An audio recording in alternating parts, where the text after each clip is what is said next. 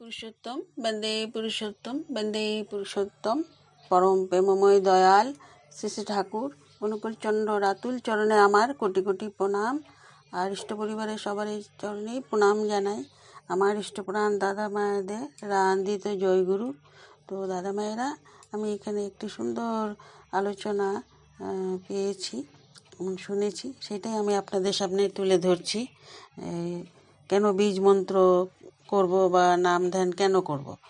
তো আমাদের 11টি ইন্দ্রিয় আছে, তার মধ্যে মন হলো রাজা।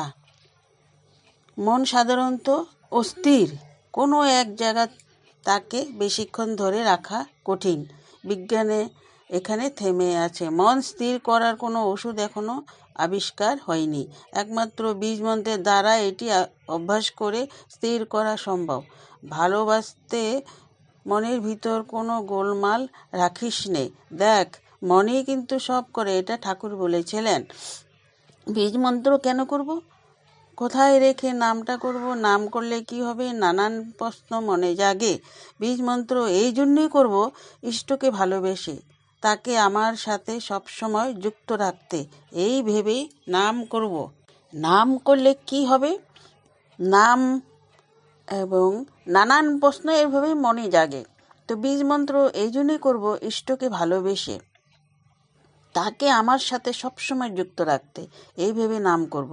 নাম আর নামই অভেদ। নাম করা মানে দয়ালকে আমার সাথে যুক্ত করা। এসো প্রাণ খুলে নাম করো, শ্রী শ্রী ঠাকুর বলেছিলেন। আজ্ঞাচক্রের 2 ভুরুর মাঝখানে 1.5 ইঞ্চি ভিতরে পিনিয়াল গ্ল্যান্ড অবস্থিত। এই অর্ধ সেন্টিমিটার লম্বায় 20 থেকে 25 গ্রাম এর ওজন।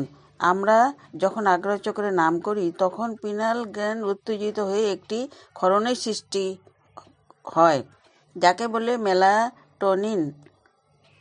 এই মেলাটোনিন ক্ষরণের ফলে শরীরের কোষগুলি ধ্বংসের হাত থেকে রক্ষা পায়। আমরা প্রতিদিন 21,600 বার নিঃশ্বাস প্রশ্বাস নেই, তার ফলে শরীরের কোষগুলি যে ধ্বংস হয় তার হাত থেকে রক্ষা পেতে পিনাল গ্ল্যান্ডকে নিয়মিত উত্তেজিত রাখার অভ্যাস থাকা ভালো। এই পিনাল গ্ল্যান্ডের আয়ু বড় কম, 40 বছরেই শুকিয়ে যায়। তখন মানুষের জীবনে অকাল বার্ধক্য নেমে আসে। তাই অল্প সময় থেকেই ঠাকুরের দীক্ষার কথা বলতেন। নামের ধারা ওই পিনাল গ্ল্যান্ডকে সক্রিয় রাখলে এর আয়ু বেড়ে যায়, বার্ধক্য তখন বহু দূরে থাকে। পিনাল গ্ল্যান্ড আলো এবং অন্ধকারের দ্বারা নিয়ন্ত্রিত হয়। সূর্য উঠলে মেলাটোনিনের ক্ষরণ বন্ধ হয়ে যায়। এই জন্য শ্রী শ্রী ঠাকুর সুন্দর করে বললেন, উষা নিশায় মন্ত্র সাধন, চলাফেরায় জপ, যথাসময় ইষ্ট নির্দেশ মুক্ত করা তপ। নাম ধ্যান করার ফলে পিনাল গ্ল্যান্ড যে ক্ষরণ হয় তাতে স্মৃতিশক্তিও বেড়ে যায়, শরীরের প্রতিরোধ ক্ষমতাও বাড়ে, রক্তের ঊর্ধ্ব চাপও হয় না। তাই শ্রী শ্রী ঠাকুর সুন্দর করে বললেন যে করবি তাই পাবি, নাম কর, ধ্যান কর, ধ্যানে যা চিন্তা করবি তাই পাবি। নাম কর, হরি নাম কর, শরীরে দিন দিন বল হয়ে উঠবে, তার জন্য ভাবনা কি? তো এইভাবে ঠাকুর আমাদেরকে সহজ পন্থা দেখিয়ে দিলেন যে নামের মধ্যেই আমরা সব আয়ু বেড়ে যাবে, বলও বেড়ে যাবে।